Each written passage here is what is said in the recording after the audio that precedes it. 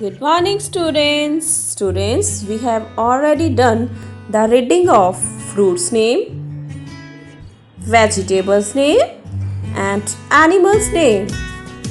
Students, today we are going to learn birds name.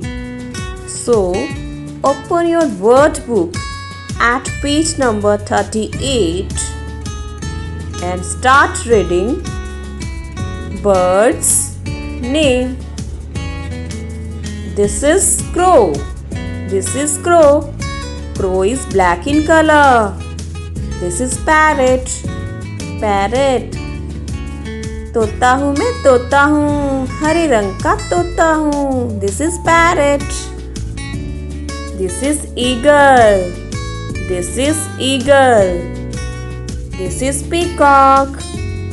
Peacock has beautiful feathers. It is our national bird. This is owl. This is owl. This is sparrow.